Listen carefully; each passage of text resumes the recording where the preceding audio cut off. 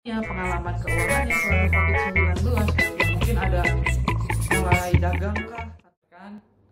Jumpa lagi dengan saya di review buku Jago Atur Duit Pribadi dan Keluarga. Kali ini yang part ketiga atau part terakhir. Dari kemarin saya tuh menjanjikan akan ada 3 review, dan mohon maaf sebelumnya karena review yang ketiga ini telat atau lama keluarnya. Nah, yang jelas di review yang pertama dan yang kedua saya selalu mengajak rekan-rekan untuk nonton terus sampai akhir. Kenapa? Karena di akhir sesi, di part yang ketiga ini, saya akan memberikan giveaway, yaitu buku ini, Jago Atur Duit Pribadi dan Keluarga, tapi hanya 1 buku. Dan spesialnya yang akan saya kasih ke teman-teman, itu akan ada tanda tangan dari penulisnya. Jadi, nantikan terus, tonton terus sampai akhir mengenai review buku ini ya. Review kali ini, saya akan membahas 1 bab spesial. Kenapa? Karena dari 13 bab yang ada di buku tidak bisa saya bahas semua, terlalu panjang nanti. Jadi saya akan ambil 1 bab, yaitu mengenai dana darurat. Kenapa dana darurat? Dana darurat sangat erat kaitannya dengan kondisi ekonomi kita saat ini di tengah pandemi COVID-19. Maka dari itu saya ambil topik ini supaya kita sama-sama menambah wawasan mengenai apa itu dana darurat dan bagaimana cara menghitung dana darurat. Secara sederhana, dana darurat adalah dana yang harus kita sediakan ketika suatu kondisi kedaruratan terjadi, maka dana tersebut secara instan atau secara cepat dapat kita pergunakan.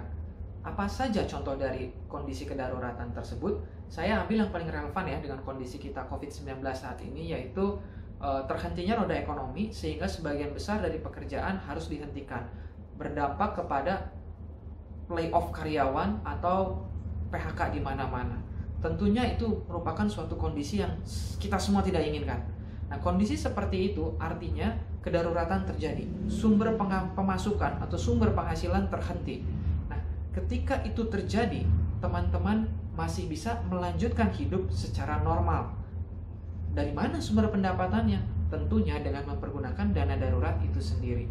Jadi, tujuan dari dana darurat adalah menjaga kehidupan kita supaya masih tetap bisa menikmati kehidupan secara normal di tengah kondisi kedaruratan tersebut.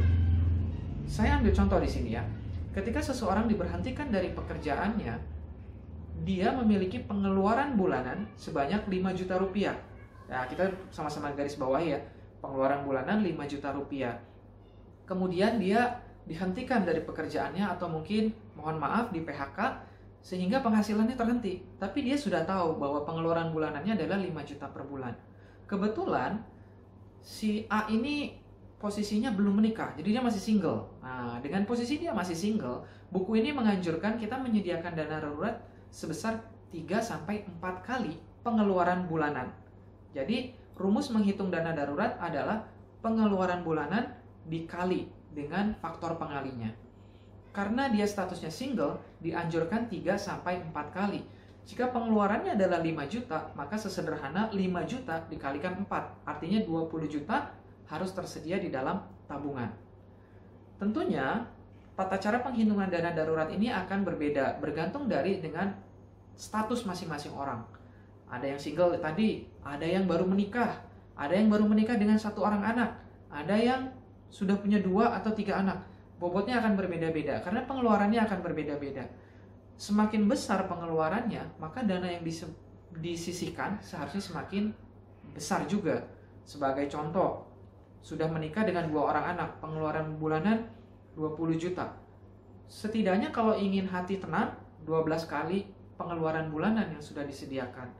Artinya kalau dari 12 kali dikalikan pengeluaran 20 juta, setidaknya kita punya 240 juta di dalam rekening kita, supaya kita bisa bertahan selama 12 bulan. Karena konsepnya begini. Ketika seseorang berhenti dari pekerjaannya, maka di titik itu dia akan menjalani pekerjaan tanpa pemasukan. Mungkin bukan pekerjaan, dia akan menjalani kehidupan tanpa adanya pemasukan. Nah, ketika menjalani kehidupan tanpa pemasukan, maka dia harus tetap merasakan kehidupan yang normal, walaupun sebetulnya pemasukannya tidak ada. Nah, dari mana supaya dia tetap bisa merasa normal? Dari dana darurat. Ketika dana darurat tersedia selama 6 bulan, artinya dalam rentang waktu 6 bulan, dia harus memikirkan bagaimana caranya untuk recovery, bagaimana caranya untuk bangkit. Dia harus pikirin tuh, bagaimana supaya saya dapat income lagi, bagaimana saya supaya dapat pekerjaan lagi. Karena saya cuma punya waktu 6 bulan. Waktu saya bernafas dengan kehidupan yang normal supaya dapat income lagi. Jadi 6 bulan ini bukan semata-mata waktu yang kita pakai buat leha-leha gitu ya. Oh senang gak ada pekerjaan, ya udah saya pakai aja semua dana darurat. Tapi nanti ketika bulan ke-6-nya selesai, bulan ke-7 mau makan apa gitu ya. Jadi bulan ke-6 ini adalah batasnya. Kita harus recovery itu di dalam waktu 6 bulan. Recovery, cari income, cari pendapatan. Dan ketika sudah cari income dan cari pendapatan, pendapatan baru ini akan menjadi source income yang baru. Pendapatan yang baru ini sebaiknya dijadikan standar kehidupan yang baru. Karena bisa saja pekerjaan yang didapatkan berikutnya tidak sebesar penghasilan yang didapatkan di pekerjaan sebelumnya. Jadi ya kita harus sedikit menyesuaikan dengan pendapatan yang kita terima di fase berikutnya. Dana darurat itu apa? Kita sudah tahu bagaimana cara menghitung dana darurat. Sekarang instrumen apa yang kita bisa pakai untuk menyediakan dana darurat? Paling simpel yaitu tabungan. Karena tabungan bisa ditarik kapan saja. Ketika daruratan itu terjadi, ambil. Ada ATM, tarik. Ada kantor cabang, ambil lagi. Bisa seperti itu. Nah, berikutnya apa lagi? Deposito. Bisa. Deposito walaupun memang kita terikat komitmen dengan bank, tapi memang bisa dicairkan kapan saja. Walaupun ada penalti di sana, kita tetap tidak akan rugi. Cuman yang pasti dana tersebut aman dan mudah dicairkan. Kemudian ada yang nanya lagi sama saya, emas gimana? Di buku ini sih dijelaskan emas sebagai salah satu alternatif. Bisa. Karena ya berkaca kepada tren 5 tahun terakhir saya rasa emas nggak pernah turun ya. Dan memang toko emas banyak di mana-mana. Kalau kita mau jual, mau cairin ya mudah, tapi memang tidak semudah kita menarik tabungan atau menarik deposito. Tapi tetap bisa. Karena ada kan yang gayanya konservatif ya. Saya pengen nyimpennya di emas aja. Kenapa di emas? Kalau di tabungan takut kepake. Tapi kalau di emas, ya kan batangan ya. Mau make juga gimana makainya. Emas perhiasan gimana? Iya silakan, tapi nilainya akan sedikit berbeda dengan emas batangan. So, jadi alternatif-alternatif itu masih bisa dipakai. Nah, kemudian poin berikutnya yang saya highlight juga, kita sudah tadi bahas instrumennya, yaitu bagaimana cara menyediakannya. Ini sedikit perlu kedisiplinan, perlu juga trik sedikit. Karena kenapa? Orang selalu beranggapan, kondisi keuangan saya belum ideal. Yang ideal seperti apa? Cek postingan sebelumnya ya. Di review part 2 itu ada kondisi komposisi keuangan yang ideal.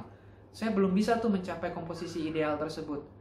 Apa saya harus memaksa untuk menyediakan dana darurat? Jawabannya adalah iya. Jadi, dana darurat harus kita paksa untuk sediakan berapapun nominalnya terlebih dahulu. Yang penting kita komit dana itu dimasukkan ke dalam tabungan atau dipisahkan tanpa kita pergunakan kembali. Jadi benar-benar dimasukin.